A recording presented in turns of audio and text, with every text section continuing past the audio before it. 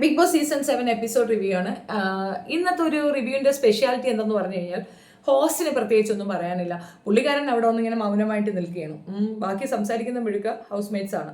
ഇന്ന് Gizele out ആകുമോ എന്നുള്ളതൊരു ഭയങ്കര ഷോക്കിംഗ് ആയിട്ട് പലരും പറയുന്നുണ്ടായിരുന്നു. പക്ഷേ ഒരു നമ്മൾ എക്സ്പെക്ട് ചെയ്ത ഒരു എവിക്ഷൻ തന്നെയാണ്. ഞാൻ എക്സ്പെക്ട് ചെയ്ത ഒരു എവിക്ഷൻ ആണ്. ഒരു പക്ഷേ ജിസേൽ പോലും ഇത്രയും ദിവസം അവിടെ നിൽക്കുമെന്ന് അവൾ പ്രതീക്ഷിച്ചിട്ടുണ്ടാവില്ല. അവൾക്ക് മെയിനായിട്ട് വേണ്ടത് മേക്കപ്പും തീറ്റയാണ്. അപ്പോൾ അതിനെയൊക്കെ കുറിച്ച് അവൾ കുറേ കാര്യങ്ങൾ പറയുന്നുണ്ട്. അവൾക്ക് നല്ല സ്പേസ് കൊടുത്തതായിട്ടാണ് എനിക്ക് ഫീൽ ചെയ്തത്. മറ്റൊരു കണ്ടസ്റ്റന്റും കിട്ടാത്തൊരു പ്രിവിലേജ് ജിസേലിന് മോഹൻലാൽ അനുവദിച്ചു കൊടുക്കുന്നുണ്ട്. ലാസ്റ്റ് മിനിറ്റ് ജിസേൽ ഒന്ന് കെട്ടിപ്പിടിക്കും. ഈ മലയാളികൾ കാണിക്കുന്ന കണക്കൊരു ഇതുണ്ടല്ലോ, മീൻസ് മൊത്തം മലയാളി പെൺപിള്ളേർക്ക് ഇങ്ങനെ കാണുമ്പോൾ ഒരു വെളിത്തരം ഒരു കെട്ടിപ്പിടുത്തമൊക്കെ ഉണ്ടല്ലോ, അതൊക്കെ ജിസേൽ കാണിക്കുമെന്ന് വിചാരിച്ച് ജിസേൽ അനങ്ങണില്ല. ജിസേലിന് താല്പര്യമില്ല. ജിസേലിന്റെ കണ്ണും മുഴുക്ക ആര്യനിലാണ്. ആകെ മൊത്തം പുറത്തേക്ക് വരാൻ അവൾ പ്രിപ്പയർഡ് ആയിരുന്നു. അവളുടെ ടാസ്കുകൾ മോശമാണെന്നും അവൾ മോശം കളിക്കാരിയാണെന്നും അവൾക്ക് തന്നെ ഒരു ബോധ്യമുണ്ട്. മോഹൻലാലിനാണ് മനസ്സിലാകാതെ ഉള്ളത്. വാസ്തവത്തിൽ അമ്മ വന്നപ്പോൾ ആദ്യം പറഞ്ഞതാണ്, നീ നല്ലപോലെ കളിക്കുന്നില്ല, ഇനിയും അവളെ അവിടെ തുടർന്നു കൊണ്ടുപോവുകയാണെങ്കിൽ മോഹൻലാലും ടീം മെമ്പേഴ്സും ഏറിപ്പോകും.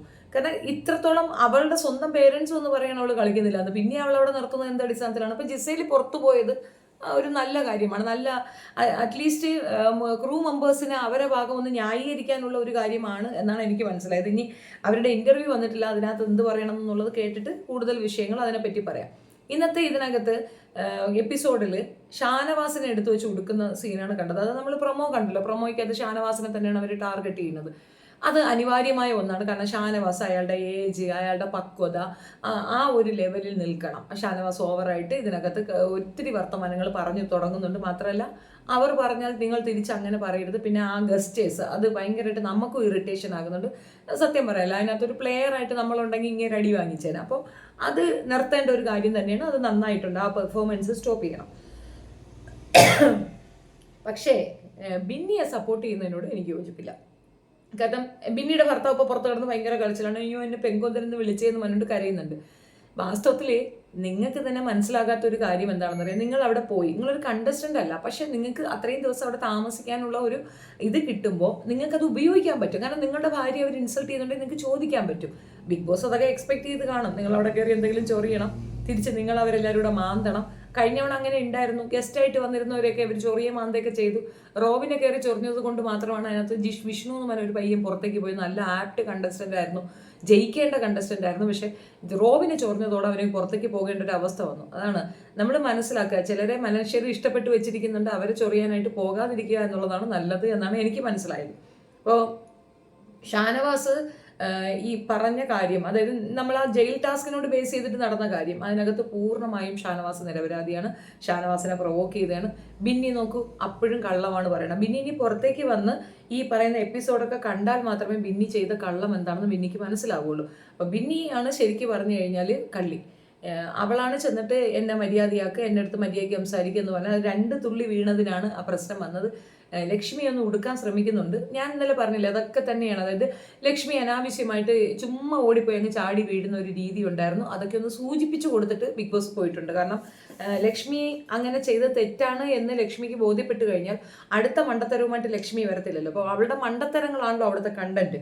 അപ്പോൾ കണ്ടന്റ് ഉണ്ടാവുക എന്നുള്ളത് കൊണ്ട് തന്നെ ലക്ഷ്മിയെ കൂടുതൽ ഡെപ്തിൽ പറഞ്ഞില്ല, ബെന്നിയെ കൂടുതൽ ഡെപ്തിൽ പറഞ്ഞിട്ടില്ല, ഷാനവാസിനെ പറഞ്ഞു. ഷാനവാസ് അവിടെ കണ്ടന്റ് കൊടുത്തോണ്ടിരിക്കുന്ന വ്യക്തിയാണ്. അതിപ്പം നമ്മൾ വിലക്കിയാലും ഇല്ലേലും അങ്ങേര് പറയാനുള്ളത് പറയും. ഷാനവാസിനിട്ട് എറിഞ്ഞ വടി കൊണ്ടത് അക്ബറിനാണെന്നാണ് എനിക്ക് മനസ്സിലാവുന്നത്. സ്ത്രീകളെ റെസ്പെക്ട് ചെയ്യുന്നില്ല എന്നുള്ളൊരു ഫോം പറഞ്ഞല്ലോ, അത് അക്ബറിനേക്കാൾ കൂടുതൽ ഇപ്പോൾ ബിന്നി ആ കാർഡാണ് എടുത്തത്, വിമൺ കാർഡ്. അതൊരു മോശപ്പെട്ട കാർഡാണ്. അതിനെ റിലേറ്റ് ചെയ്ത് സംസാരിച്ചതാണ് മോഹൻലാൽ. അത് ഷാനവാസിനുള്ള വടിയായിരുന്നു, പക്ഷെ കൊണ്ടത് അക്ബറിനാണ്. അക്ബർ അത് നമ്മുടെ സാബുമാൻ ആ പയ്യനുമായിട്ട് നിന്ന് അത് ഡിസ്കസ് ചെയ്യുന്നുണ്ട്. അപ്പം ഇനി അതെന്താവും എന്ന് അറിയത്തില്ല, വരും ദിവസങ്ങളിൽ അറിയാം. പക്ഷെ നല്ല ചാൻസ് ആയിരുന്നു. ഇപ്പോൾ ഇന്നത്തെ എവിക്ഷൻ ഓക്കെ, ഫെയർ എവിക്ഷൻ ആണ്. കാരണം ജിസേൽ പുറത്തു പോകുന്നത് നല്ലതായിരുന്നു. ഇന്നലത്തെ എവിക്ഷൻ വേണ്ടായിരുന്നു, അവൻ അവിടെ നിൽക്കണമായിരുന്നു. എന്നിട്ട് അക്ബർ 2 പൊട്ടിച്ചിട്ട് അവനെ പുറത്തിറക്കി വിട്ടിരുന്നെങ്കിൽ സന്തോഷം തോന്നിയേനെ. കാരണം അത്രത്തോളം പുറത്ത് കിടന്നങ്ങ് അമരാവതിക്കുന്നുണ്ട് അവൻ. ഒനിൽ ഇന്നത്തെ എവിക്ഷൻ ഓക്കെ, അവൾ അത് പ്രതീക്ഷിച്ചത് തന്നെ. അവൾ അമ്മ പ്രതീക്ഷിച്ചത്, നമ്മൾ പ്രതീക്ഷിച്ചത്, മോഹൻലാൽ മാത്രം പ്രതീക്ഷിച്ചില്ല. മോഹൻലാൽ ഇങ്ങനെ കാത്തു നിൽക്കുകയാണ്, ഇപ്പം കെട്ടിപ്പിടിക്കെത്തി കഴിയുമ്പോൾ കെട്ടിപ്പിടിക്കും എന്നുള്ളത്. ഇവരെ പുറത്തേക്ക് കൊണ്ടുപോകുന്ന സമയത്തുള്ള ആ എവിക്ഷൻ ഒരു പ്രക്രിയ ഉണ്ടല്ലോ, ആ പ്രക്രിയ ഭയങ്കര കോമഡി ആയിട്ട് എനിക്ക് ഫീൽ ചെയ്തു. 4 പേരെ നിർത്തുന്നു, പച്ച ലൈറ്റ് കത്തിക്കുന്നു, അത് നമ്മളെയും കൂടെ ടെൻഷൻ ആക്കുന്നത്. ഞാൻ എന്ത് ചെയ്യുന്നു അറിയാമോ, കുറച്ച് നേരം കാണാതിരിക്കും, എന്നിട്ട് ഫാസ്റ്റ് അടിച്ചങ്ങ് കാണും. കാരണം കിങ്കിന്ന് സൗണ്ടും ഇതുമൊക്കെ നമ്മളെ തേളിടുപ്പ് വർദ്ധിക്കും. അതിനേക്കാൾ നല്ലത് അതങ്ങ് ഫോർവേഡ് കണ്ട് ഞാൻ നോക്കാറില്ല. മീൻസ് എനിക്ക് ടെൻഷനാവും.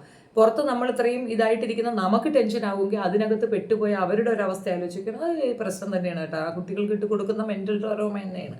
എനിവേ, പിന്നെ ആദില നൂറയെ മാറ്റി നിർത്തിക്കൊണ്ട് ആദ്യമായിട്ടാണ് പിന്നെ അനുമോളെ വിളിക്കുന്നത് കാണുന്നത്. അത് നിങ്ങൾ വിചാരിക്കുന്ന കണക്ക് അവളെ മാറ്റി നിർത്തി അവളാകെ ഒന്നുമല്ല കേട്ടോ. എന്തിനാണെന്ന് അറിയാമോ? പുറത്തു നിന്ന് ഫാമിലി എല്ലാവരും വന്നപ്പോൾ തന്നെ എല്ലാവർക്കും മനസ്സിലായി അവിടെ അനുമോൾക്ക് നല്ല അക്സെപ്റ്റൻസ് ഉണ്ട്. അനുമോളെയാണ് പുറത്ത് എല്ലാവരും ഉൾക്കൊണ്ടുകൊണ്ട് നിൽക്കുന്നത്. വോട്ട് കൂടുതൽ അനുമോൾക്കാണ്. 100% അനുമോള് അവിടെ തുടരുക തന്നെ ചെയ്യും. അനുമോളെ കുത്തിയാൽ ബാക്കിയുള്ളവർ പുറത്തേക്ക് പോകുന്ന ഒരു അവസ്ഥ വരും എന്നുള്ളത് അവർക്ക് മനസ്സിലായതുകൊണ്ടും അനുമോളെ ചേർത്ത് പിടിച്ചാൽ അവളുടെ വോട്ട് കൂടെ അവളുടെ സപ്പോർട്ടേഴ്സ് കൂടെ തങ്ങൾക്ക് സപ്പോർട്ട് ചെയ്യുമെന്നുള്ള ആ കുടില ബുദ്ധിയാണ് അതിലെ കൊണ്ട് ഫ്രണ്ട് ആരെന്ന് ചോദിക്കുമ്പോൾ അനുമോളെ തന്നെ ചൂസ് ചെയ്യുന്നത്. പക്ഷേ അത് അവർക്കിടയിലുള്ള ബന്ധത്തിൽ ചെറിയ അകൽച്ച ഉണ്ടാകാൻ സാധ്യതയുണ്ട്. പിന്നെ നൂറ ഒരു കാര്യം പറയുന്നുണ്ട് ബിന്നിക്കെതിരായിട്ട്. നൂറയ്ക്ക് മനസ്സിലായി ആപ്റ്റായ ഒരാൾക്കല്ല അവൾ ആ ഇത് കൊടുത്തതെന്ന്. എന്താണെന്നറിയാമോ, അകത്തേക്ക് വന്ന അയാൾ ഒരുപാട് റെസ്പെക്റ്റോട് കൂടി താങ്ക്ഫുൾ ആയിട്ട് നൂറയുടെ അടുത്ത് നിൽക്കണമായിരുന്നു.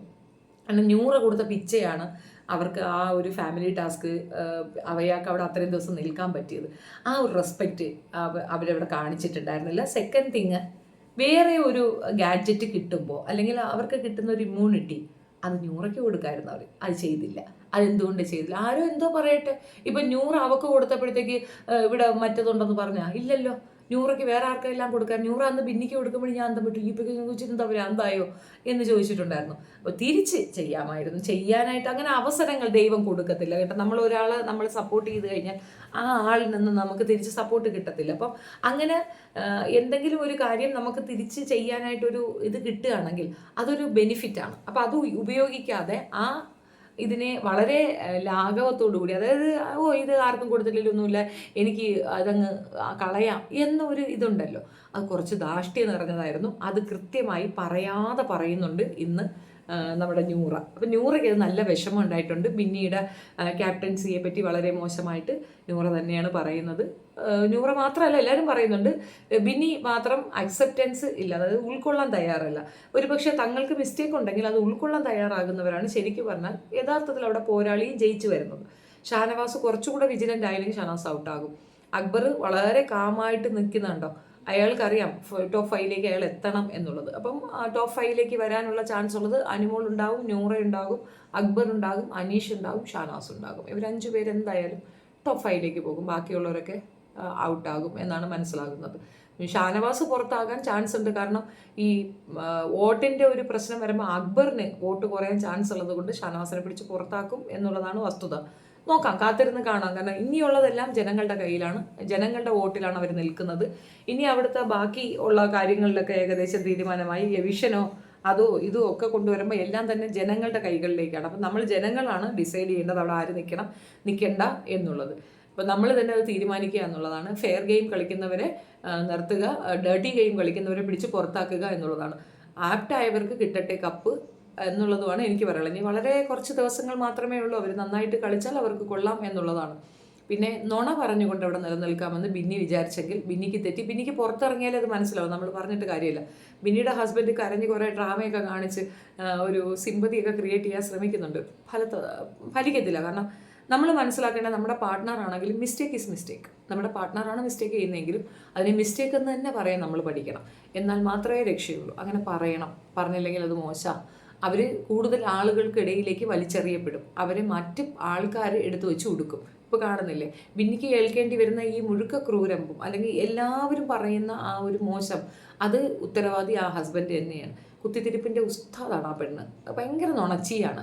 ഈ നമ്മൾ ജയിൽ ടാസ്കിൽ നമ്മൾ കണ്ട കാര്യമാണ്. അവരെ പോയി പ്രൊവോക്ക് ചെയ്തതാണ്. നിൻ്റെ വീട്ടിലെ അടിമയെ പോലെയല്ല ഞാൻ, എൻ്റെ വീട്ടിലെ അടിമയുടെ അടുത്ത് പോയി പറ എന്ന് പറയുമ്പോൾ അതിനകത്തുള്ള ആ മിസ്റ്റേക്ക് നിങ്ങളൊന്ന് മനസ്സിലാക്കുന്നു. അവൻ്റെ വീട്ടിലെ പെണ്ണ് അടിമയാണോ? അപ്പം അതൊരു കമ്മ്യൂണിറ്റിയെ ടാർഗറ്റ് ചെയ്തുകൊണ്ടുള്ള അവളെ വർത്തമാനമാണ്. അത് ശരിയായ നടപടിയല്ല. ഷാനവാസ് എന്ന മനുഷ്യൻ മുസ്ലിം കമ്മ്യൂണിറ്റിയിൽ നിന്നായതുകൊണ്ട് തന്നെ നിൻ്റെ വീട്ടിലുള്ളവരൊക്കെ അടിമകളാണ്, നിങ്ങൾ അങ്ങനെയാണ് വെച്ചിരിക്കുന്നത് ധ്വനിയും കൂടെ ഒരു കമ്മ്യൂണിറ്റിയാണ് അവളെ ഇൻസൾട്ട് ചെയ്തിട്ടുള്ളത്. അപ്പം ബിന്നിക്ക് അത് നല്ല അടിയുടെ കുറവുള്ളത് കൊണ്ട് തന്നെയാണ്, അത് മോശപ്പെട്ട ഒരു സ്റ്റേറ്റ്മെൻറ്റ് തന്നെയാണ്. അതിന് എഗൻസ്റ്റ് ശക്തമായി ഷാനവാസ് പൊരുതി തന്നെ നിന്നു എന്നുള്ളതാണ്.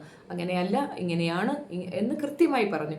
മോഹൻലാൽ അതുകൊണ്ട് തന്നെയാണ് ഷാനവാസിന് അവസരം കൊടുത്തത്, സംസാരിച്ച് അത് ക്ലിയർ ചെയ്യാനായിട്ട്. അത് കൃത്യമായിട്ട് ഷാനവാസ് ഉപയോഗപ്പെടുത്തിയെന്നാണ് ഞാൻ മനസ്സിലാക്കുന്നത്. ഒരാളുടെ കമ്മ്യൂണിറ്റി അല്ലെങ്കിൽ അവരുടെ പേഴ്സണൽ കാര്യങ്ങളൊക്കെ എടുത്തു വെച്ചിട്ടല്ല അയാളെ ജയിക്കേണ്ടത്. ആശയപരമായ സംവാദങ്ങളിൽ കൂടെ ജയിക്കുക എന്നുള്ളതാണ്. അവിടെ നടക്കുന്ന വിഷയങ്ങൾക്ക് വീട്ടിലെ ഉള്ളവരെ വിളിക്കേണ്ട ആവശ്യം ഇല്ല. അത് തെറ്റായൊരു നടപടിയാണ്. പിന്നെ അതിൽ പൂർണ്ണ പരാജിതയാണെന്ന് ഞാൻ പറയും. സോ ആകെ മൊത്തം ഇത്ര തന്നെയാണ് ഇന്നത്തെ എപ്പിസോഡിലുള്ളത്. വലിയ ഗഹനമായിട്ടൊന്നും പറയാനായിട്ടൊന്നുമില്ല. വരും ദിവസങ്ങളിൽ കുറച്ചൊക്കെ എന്തെങ്കിലും ഫൺ എലമെൻ്റ് ഉണ്ടാവാൻ ചാൻസ് ഉണ്ട്. ആര്യൻ പയ്യ ലക്ഷ്മിയുമായിട്ട് ചാക്കിട്ട് പിടുത്തം നടത്തും. സദാചാരവാദമൊക്കെ പറഞ്ഞിട്ടുള്ള ലക്ഷ്മി ഇനി ഏത് വാദത്തിലേക്ക് പോയി വീഴുമെന്നുള്ളത് കണ്ടറിയണം. പിന്നെ ആര്യം പറഞ്ഞൊരു കാര്യമുണ്ട്, ഇവരെയൊന്നും പുറത്തു വിടേണ്ട ബിഗ് ബോസ്, ആദില, നൂറ എന്നൊക്കെ പറഞ്ഞ് എല്ലാവരോടും ഒരു കൺസേൺ ഉണ്ട്. ആകെ മൊത്തം പരസ്പരം വെല്ലുവിളിയും വഴക്കും ഒക്കെ ആണെങ്കിലും അവർക്ക് പരസ്പരം ഭയങ്കര ഇഷ്ടമാണെന്നുള്ളത് ഇന്നത്തെ ഒരു എപ്പിസോഡിൽ കൂടെ മനസ്സിലാണ്. ജിസേൽ ആപ്റ്റായ എവിക്ഷനാണ്. ആര് പറഞ്ഞു ജിസേൽ ആപ്റ്റ് അല്ലാത്ത എവിക്ഷനാണെന്ന്? ആപ്റ്റായ എവിക്ഷൻ തന്നെയാണ്. അവർ പുറത്തു പോകേണ്ടതാണ്. അവരവിടെ കളിക്കുന്നതൊന്നുമില്ല. സാബുമോനും പുറത്തു പോകണം. കാരണം അവൻ അവിടെ ഒന്നുമില്ല, ഒന്നും ചെയ്യാൻ നിൽക്കുകയാണ്. മറ്റേ ആ പയ്യനുണ്ടല്ലോ നെവിൻ നമുക്കൊരു ഫൺ എലമെൻ്റ് ആണെന്നുള്ളതല്ലാതെ ഒന്നും തരുന്നില്ല. ചുമ്മാ തിന്ന് നടക്കുന്നു എന്നതിനപ്പുറം ഒന്നുമല്ല എന്നാണ് എനിക്ക് തോന്നിയിട്ടുള്ളത്. സോ നിങ്ങളുടെ അഭിപ്രായം കമൻറ്റിൽ രേഖപ്പെടുത്തുക. വീഡിയോ ഇഷ്ടപ്പെടുക, like, share and subscribe my channel. Thank U.